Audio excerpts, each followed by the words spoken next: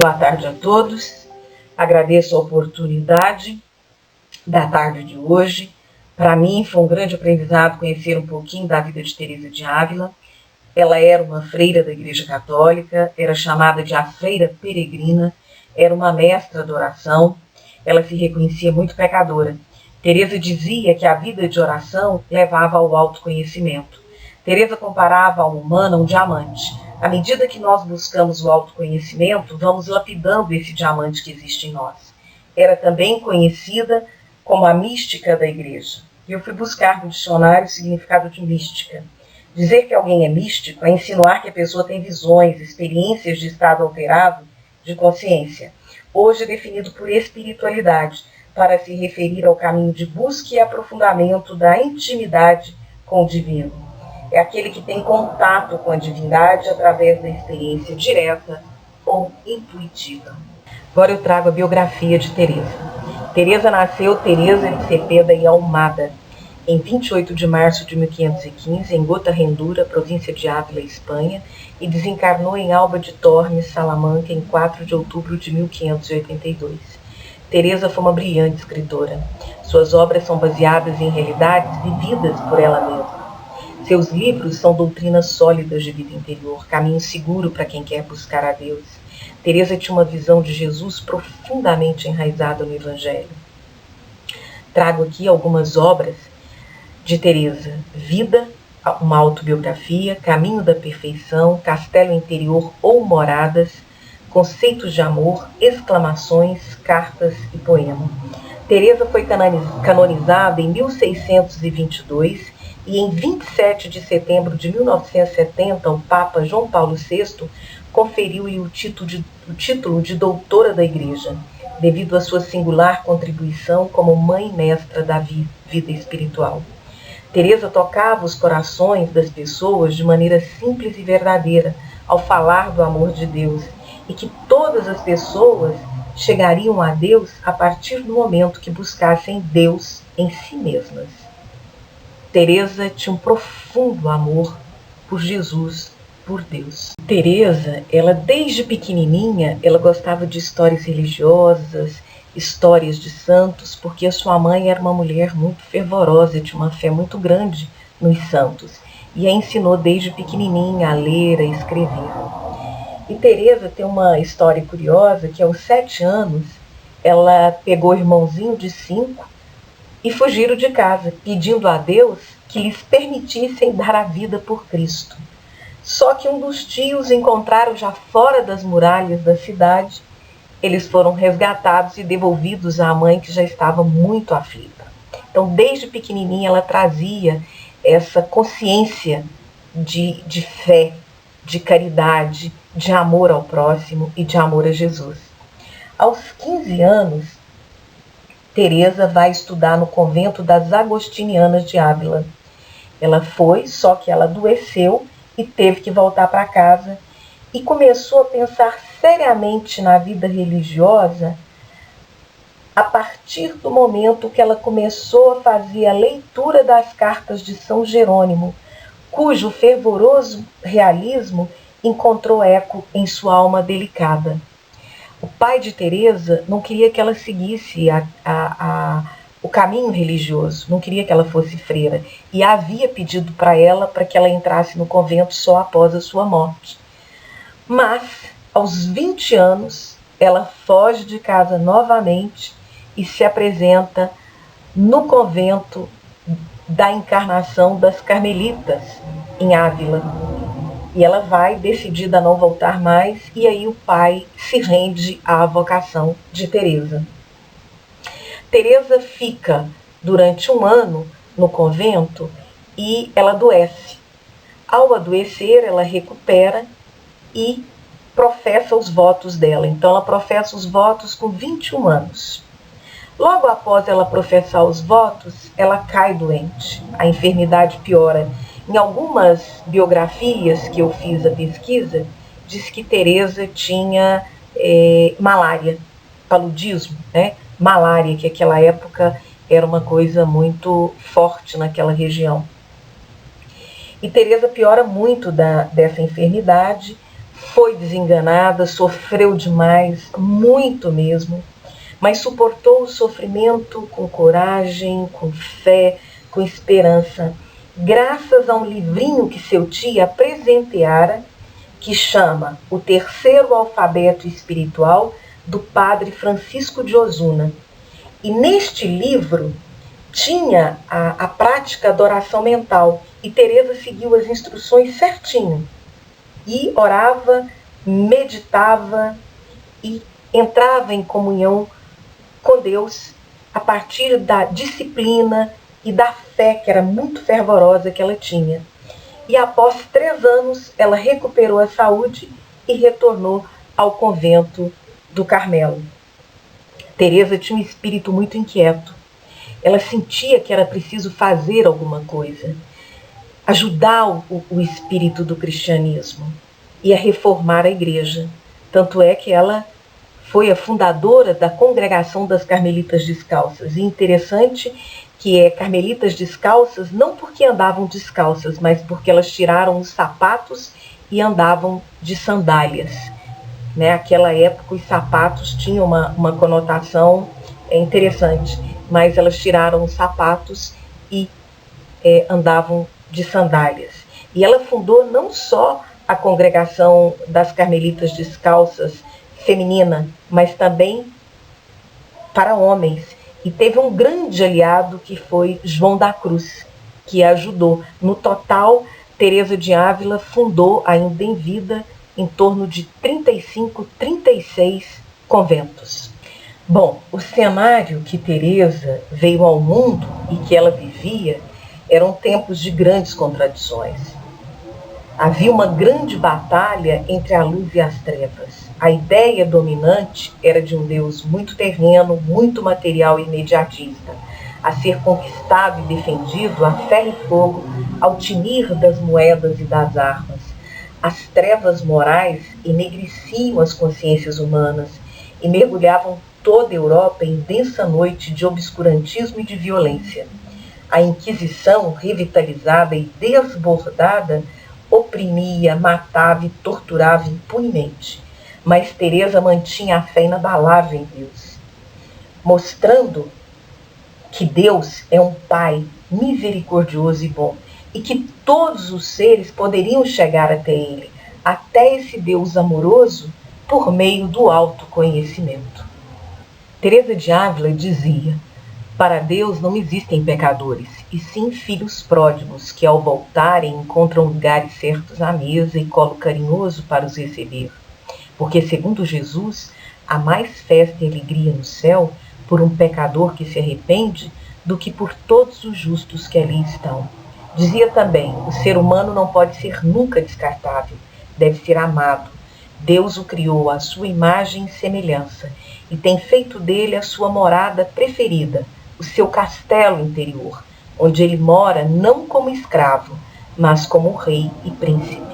E isso tem muita ligação com o que o evangelista Mateus, no capítulo 6, versículo 21, diz: pois onde estiver o vosso tesouro, aí estará vosso coração. Teresa tinha um coração voltado ao amor puro que ela consagrava a Jesus.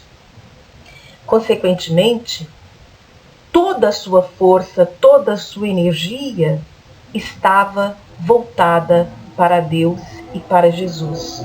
E ali era um um manancial de luz, de paz, de coragem, de perseverança, de amabilidade e de caridade, porque ela tinha uma pureza em sentir o Evangelho de Jesus, e isso conquistava todas as pessoas que estavam à volta dela. Teresa não foi compreendida pela igreja de seu tempo, pois a ciência da mediunidade não era aceita pelo clero romano. Foi perseguida pela Inquisição, foi humilhada, foi considerada bruxa, sofreu muito, mas mesmo assim ela permaneceu com a fé inabalável. Ela teve que transpor muitas dificuldades, mas nada era impedimento para Teresa, porque o amor que ela tem por Jesus é um amor muito maior.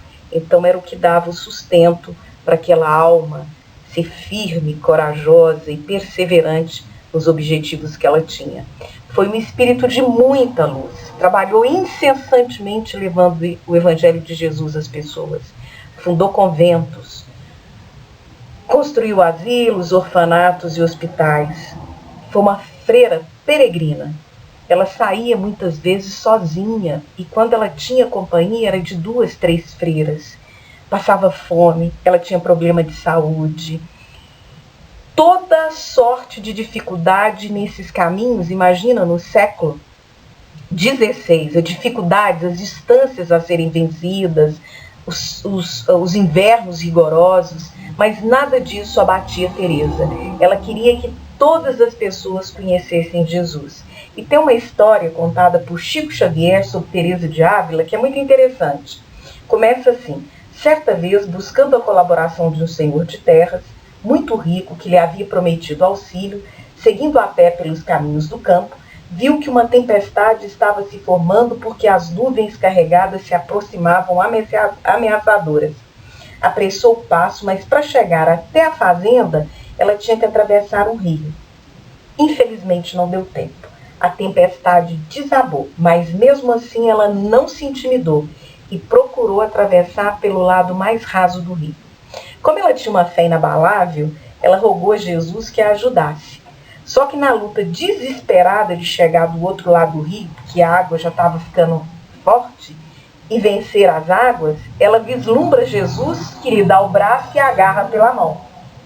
Teresa foi salva. Ela ficou muito agradecida a Jesus e disse: Ah, Senhor, graças à sua misericórdia estou viva, estou a salvo do perigo. Com seu auxílio bondoso venci a travessia. E Jesus, compassivo, retrucou-lhe: Você está vendo, Teresa? É assim, em meio aos perigos da estrada, que eu trato os meus discípulos e os amigos queridos. Teresa ouviu atentamente Jesus, meditou um pouco e redarguiu o mestre em tom curioso, revelando um lúcido senso de humor. Ó Senhor, compreendo. É por isso que os tendes em tão poucos. Essa história nos faz refletir sobre a responsabilidade que temos de nossas tarefas, bem como o Mestre Jesus nunca abandona os seus tutelados no cumprimento dos deveres de fraternidade.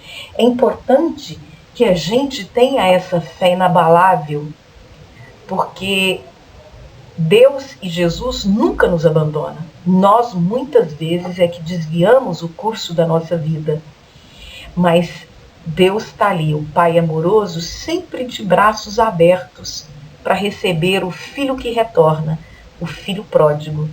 Então, é muito importante que a gente cultive essa fé inabalável. E como Teresa dizia, é preciso autoconhecimento para que a gente possa cultivar uma fé forte, uma fé inabalável no Pai amoroso e misericordioso. O objetivo maior de Teresa era o autoconhecimento.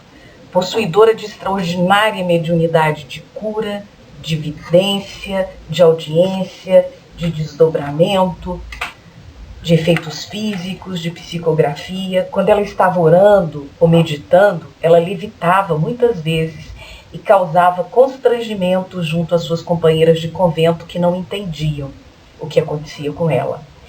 Teresa era valente e obstinada em suas convicções. Não tinha medo de dizer o que sentia, pois era acompanhada pela voz e intuição de Jesus, porque às vezes Teresa o via. E eu trago do livro Roteiro ditado por Emmanuel, Psicografia de Chico Xavier, a lição 25, ante a vida material. E, em razão dessa lei que preside à vida cósmica, quantos se adaptarem ao reto pensamento e à ação enobrecedora, se fazem preciosos canais de energia divina que, em efusão constante, banha a humanidade em todos os ângulos do globo, buscando as almas evoluídas e dedicadas ao serviço de santificação, convertendo-as em médiums ou instrumentos vivos de sua exteriorização para benefício das criaturas e erguimento da terra ao concerto dos mundos de alegria celestial. Teresa era esse canal precioso da energia divina.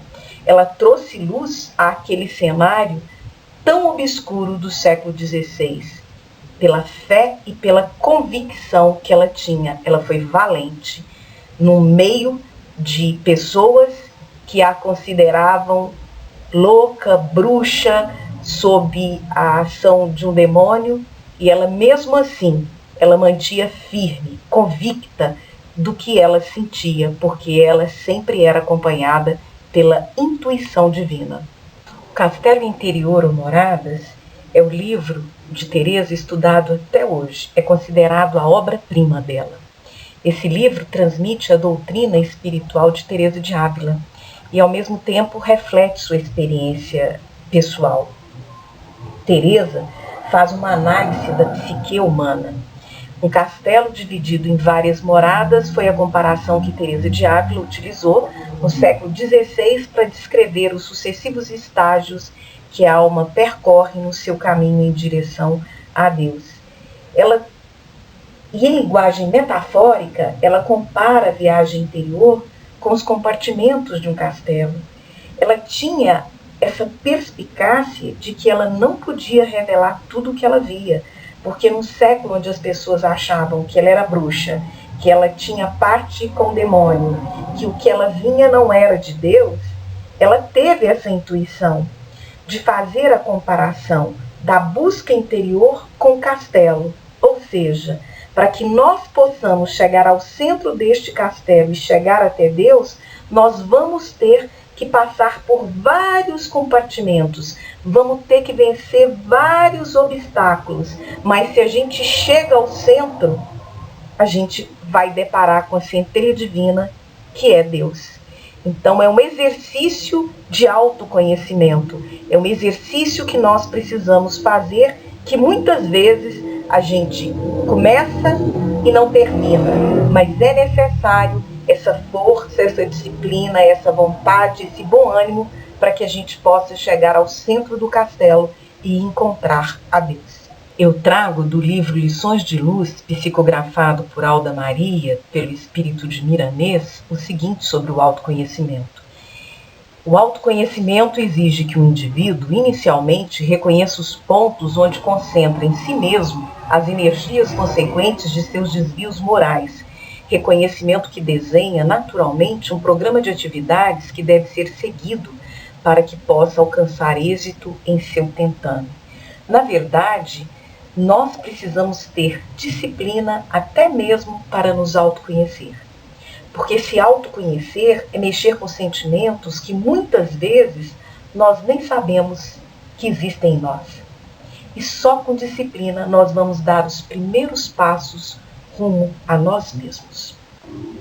Joana de Ângeles, psicografia de Divaldo Pereira Franco, do livro Ser Consciente, nos diz o seguinte: o autoconhecimento se torna uma necessidade prioritária na programática existencial da criatura. Quem o posterga não se realiza satisfatoriamente, porque permanece perdido em um espaço escuro, ignorado dentro de si mesmo. É por isso que a gente vê tanta insatisfação, tantas pessoas insatisfeitas. Só que nós não paramos para pensar que estamos insatisfeitos é conosco mesmo, não com o outro. A gente tem mania de dizer assim: eu não sou feliz porque fulano não deixou, eu não faço isso porque cicrano não me permite. Na verdade, nós vamos deixando o autoconhecimento de lado. Não vou me conhecendo e, consequentemente, não me realizo. Eu fico insatisfeita. É muito importante criar um planejamento, termos disciplina para nos autoconhecermos. Foi isso que Teresa demonstrou com todo o estudo que ela fez, comparando o autoconhecimento a um castelo, a moradas. É necessário que a gente atravesse os compartimentos dessa morada, mas dentro de nós mesmos, para que a gente possa chegar ao centro de nós, e aí sim, nós chegando a nós mesmos, nós que somos imagem e semelhança de Deus, com certeza conseguiremos chegar ao Pai. Por quê? Porque aí nós vamos nos lapidando como um diamante. Nós somos um diamante bruto. É necessário a lapidação. E a lapidação para nós é por meio, às vezes, das dificuldades, das dores, das aflições. Mas que tenhamos fé, coragem, perseverança para que a gente possa fazer esse autoconhecimento tão necessário e tão urgente. Do livro de Mãos Dadas Caminhando Juntos, psicografia de Giva Teixeira Oliveira, ditado pelo espírito de Camilo Chaves, nós temos o seguinte: ouçamos, pois, a voz da consciência em todos os atos, eis que ela é a guardiã de nossa paz e também a porta que nos indica o roteiro da felicidade hoje e sempre. É isso mesmo, a nossa consciência sempre nos chama a razão. Se nós não nos conhecermos, essa voz não encontrará ressonância em nosso coração e, portanto, vamos nos distanciar do roteiro da nossa felicidade. É muito importante nos autoconhecermos para empreendermos a nossa reforma moral alicerçada no Evangelho de Jesus. Eu peguei no Livro dos Espíritos a questão 919, onde Kardec pergunta o seguinte: qual o meio prático mais eficaz que tem o homem de se melhorar nesta vida e de resistir à atração do mal? Respostas dos Espíritos. Um sábio da antiguidade vô-lo disse: conhece-te a ti mesmo. Logo abaixo tem a letra A com uma outra pergunta que Kardec fez. Conhecemos toda a sabedoria desta máxima, porém a dificuldade está precisamente em cada um conhecer-se a si mesmo. Qual o meio de consegui-lo? Resposta: fazei o que eu fazia quando vivi na terra. Ao fim do dia, interrogava a minha consciência, passava revista ao que fizera e perguntava a mim mesmo se não faltara algum dever, se ninguém tivera motivo para de mim se queixar. Foi assim que cheguei a me conhecer e a ver o que em mim precisava de reforma. Essa resposta é de Santo Agostinho. Ela é muito mais longa. Vale a pena que todos nós tenhamos um tempo para ler a resposta de Santo Agostinho e que possamos seguir essas orientações para darmos os primeiros passos rumo ao nosso conhecimento.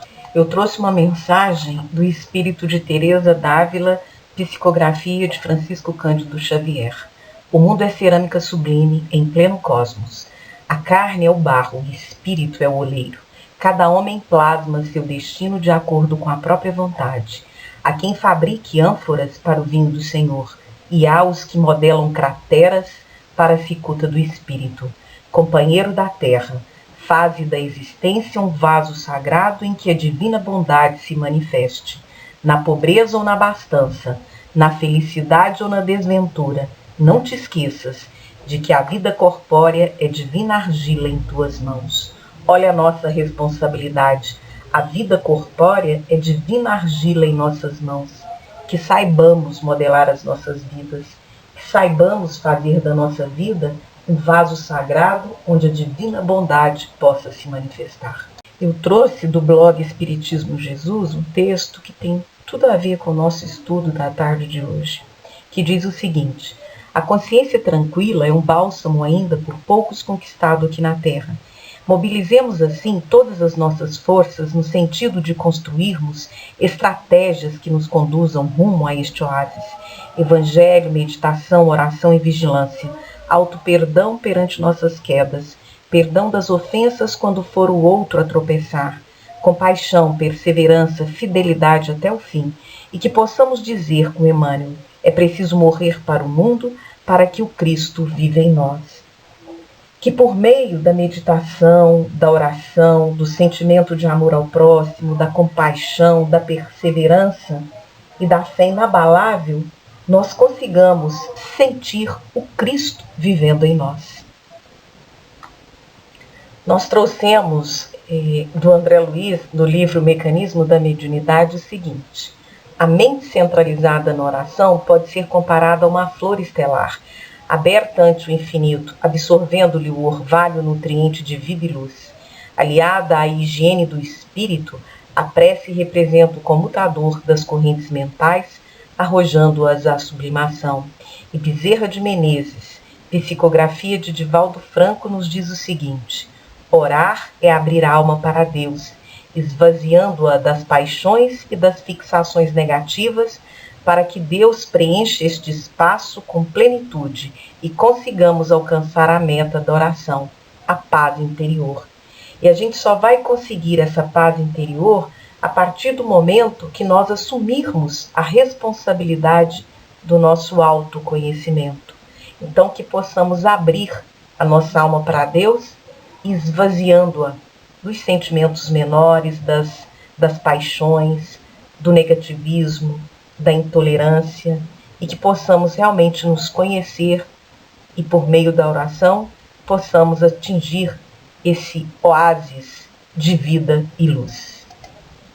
Paulo de Tarso nos diz: orar sempre e incessantemente.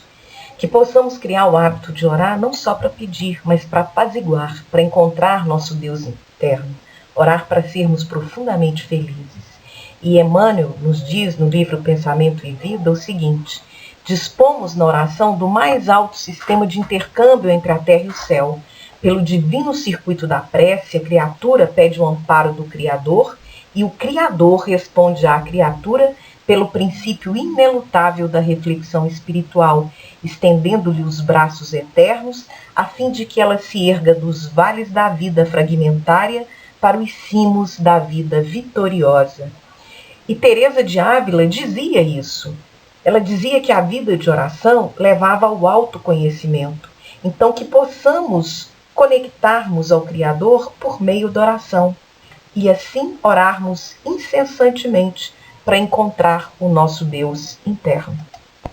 André Luiz, no livro Evolução em Dois Mundos, nos diz o seguinte: assim é que orar em nosso favor é atrair a força divina para a restauração de nossas forças humanas, e orar a benefício dos outros ou ajudá-los através da energia magnética à disposição de todos os espíritos que desejem realmente servir, será sempre assegurar-lhes as melhores possibilidades de auto-reajustamento, compreendendo-se, porém, que o amor consola, instrui, ameniza, levanta, recupera e redime. Todos estamos condicionados à justiça a que voluntariamente nos rendemos perante a vida eterna, justiça que preceitua, conforme os ensinamentos de nosso Senhor Jesus Cristo, seja dado isso ou aquilo a cada um segundo as suas próprias obras, cabendo-nos recordar que as obras felizes ou menos felizes podem ser fruto de nossa orientação todos os dias, e por isso mesmo, todos os dias será possível alterar o rumo de nosso próprio roteiro. Então, mais uma vez, reforçando que nós somos os responsáveis pelo nosso destino. Todos os espíritos que trouxeram seus ensinamentos aqui disseram que é necessário fazermos a gestão da nossa própria vida. E para isso é necessário termos a coragem e a disposição de empreendermos a nossa jornada interior. Somente assim conseguiremos transformar o homem velho no homem novo renovado em Jesus. Mas cada um tem o seu tempo, tem o seu momento. O mais importante é termos a coragem, a disposição, a boa vontade de buscarmos o autoconhecimento. Isso que é o mais importante. A demora, o tempo, quanto vai levar, isso não importa, porque Deus não está preocupado com isso. Ele sabe das nossas dificuldades morais, ele sabe das nossas imperfeições, mas é importante esse movimento, o movimento de buscar, o movimento de fazer, essa dinâmica. E a cada passo que nós dermos em direção ao nosso autoconhecimento, com certeza nós estamos alterando o nosso próprio roteiro. Já finalizando, eu trouxe essa mensagem de Teresa de Ávila chamada Palavras de Luz. Por muito se adiante a alma no tempo, há sempre tempo para que a alma reconsidere a estrada percorrida, abastecendo-se de esperança no amor daqueles a quem ama, assim como o viajante no mar provê a si mesmo de água doce a fim de seguir à frente. Há tempo de semear e tempo de colher, diz nossa experiência da Escritura. E se juntos partilhamos a promessa, não seria justo olvidarmos-nos uns aos outros no dia da realização. Deixai crescer reunidos o trigo e o joio, até que venha a ceifa, recomendou por sua vez o Senhor. Entretanto, a palavra de sua sabedoria não nos inclina à indiferença, e lembrando-a, não curamos de ser o trigo, porque hoje nos vejamos fora do escuro sedimento da carne, e nem insinuamos, sejais vós o joio, por permanecerdes dentro dela. Recordamos simplesmente que todos trazemos ainda no campo das próprias almas o joio da ilusão e o trigo da verdade, necessitados da mercê do celeste cultivador. Irmãos, não é apenas por relegar-se o espírito na confiança que se lhe descortinarão as portas da vida glorificada, mas sim por se lhe acendrarem o conhecimento e a virtude, através do trabalho bem sofrido e da caridade bem exercitada. Outrora buscávamos a paz na quietude do claustro, na suposição de que a vitória pudesse brilhar à distância da guerra contra as nossas próprias faltas, e disputávamos a posse do santo sepulcro do excelso rei, ao preço de sangue e lágrimas dos semelhantes, como se lhe não devêssemos o próprio coração por escabelo aos pés divinos. Hoje, porém, dispomos de suficiente luz para o caminho, e não seria lícito permutar o pão da sabedoria pelo fel da loucura.